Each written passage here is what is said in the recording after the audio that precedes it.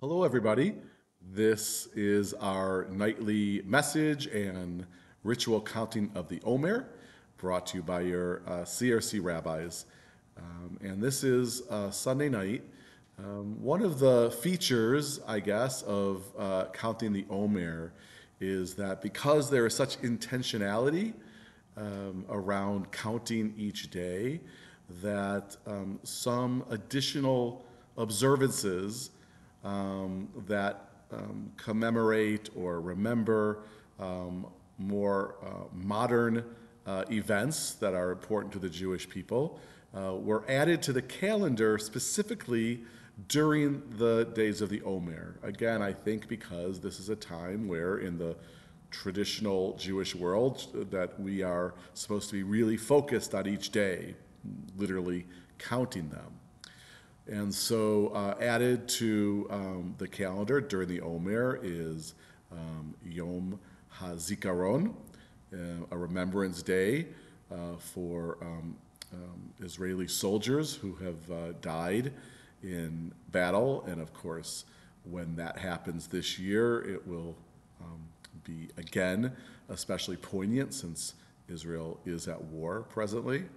And also Yom Ha'atzmaut, the day that observes Israeli Independence Day, will happen during the Omer. But tonight, when the sun sets and it's time for the next day of the Omer, is an especially somber and challenging and painful in many ways, in a lot of ways, observance, which is Yom Ha-Shoah, the day of remembering the Holocaust of the Jewish people.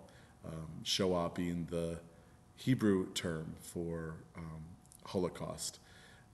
And so all over the Jewish world, people will be observing and remembering and, and listening to or telling narratives, especially those of survivors and their families.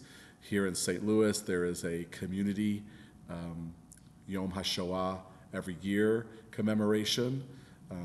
This year it's at Congregation Sher Emeth, and I'm right here, as you can see, in the sanctuary, and in the ark behind me is usually housed our what we call our Holocaust Torah, the scroll that that was rescued after the Holocaust from Chalosov in Czechoslovakia. And each year at the St. Louis Yom HaShoah commemoration, all of the congregations that have these survivor scrolls, representatives bring the scroll to the observance, and there's a procession of these Torah, these Torahs. And Rabbi Karen was there this afternoon with our survivor Torah, and she brought along a CRC member who actually has relatives and family from Chalasov, the village in Czechoslovakia where none of the Jews survived the Holocaust, but the Torah was in fact rescued. And so I thought it would be good to come to the CRC sanctuary, and you can see behind me I've brought 2 Yizkor candles, and I thought I would use this moment of being together on the Omer counting to light the candles and remember our people, the victims of the Holocaust, all people who were victims of the Holocaust. And don't want to take up a lot of time in this because I really just want it to be about remembrance and about connectedness. But I do, because because the Omer, starts at Passover and extends to Shavuot. I compiled the Haggadah many years ago before I became a rabbi, and just kind of brought together lots of different Haggadah sources, things that resonated with me, and pieces from different Haggadot, and some ancient, some contemporary. And one of the pieces is a telling or an explicating of the 4 children part of the Passover Seder, this kind of idea that there's four different types of people, children, people, who understand the Seder in different ways. And comes from, kind of a parsing of the Torah, the instruction to teach your children about the story. But there's different ways people learn, and the Torah is supposed to reach the Seder is supposed to reach everybody. And I love this passage that kind of talks about the four children that I put into the Haggadah that I compiled. And at this year's Seder, one of the types of people is, typically called the wicked child, or sometimes it's softened to be the rebellious child. In this telling, it's the isolated child. And what it says in the four children for this type of person, this type of receiver of the Seder's messages and teachings and stories, it says that how you teach the isolated or the rebellious or traditionally the wicked child is to say, join us tonight, be fully here, listen closely, sing and read and dance and drink, be with us, become a part of us. And somebody came up to me after the second Seder at CRC, we used this Haggadah, and said, oh my goodness, I always thought of myself as the wicked child. And the idea that this Haggadah says, well, what you do with the so-called wicked child is to draw them in, reach them. This person said it really made an impact on them. But part of this passage includes a fifth child, and it has to do with the Shoah, with the Holocaust. So I thought, in honor of the Yom Ha-Shoah, I would read this passage, and then I'll light the candles, and we'll count the Omer, or maybe we'll count the Omer and then light the candles, and then say goodnight with heaviness in our hearts, but also, love in our hearts. So this is what is written in this telling of the four children. It says this: on this night we remember a fifth child. This is the child of the Shoah, the Holocaust, who did not survive to ask. Therefore we ask for this child. Why? We are like the simple child. We have no answer.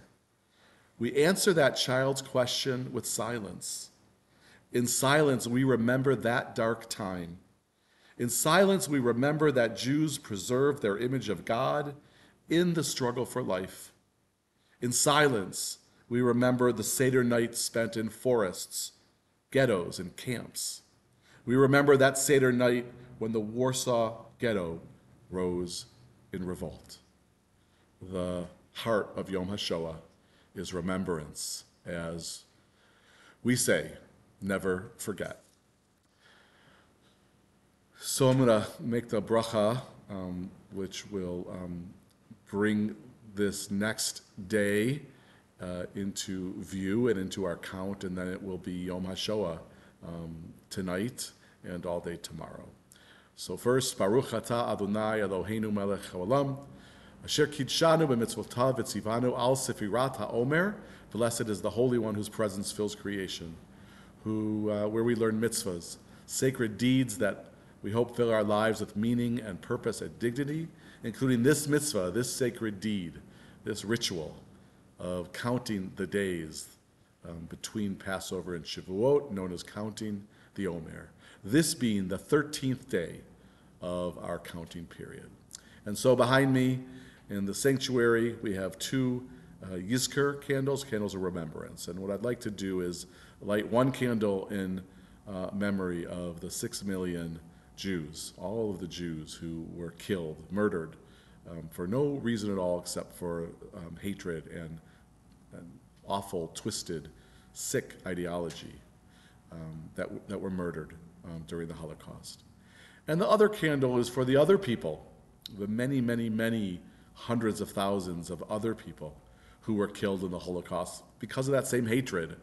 Some of them were allies with Jews who helped rescue Jews. Some of them were gay and lesbian individuals. Some of them were communists and left-wing people who the Nazis hated and detested, people who were disabled, people who were of other religious and racial minorities were also killed by the Nazis. And so one candle for all of the Jewish victims and another candle for all of the other victims on this Yom Ha-Shoah, this day of remembrance. And I'll light the candles now.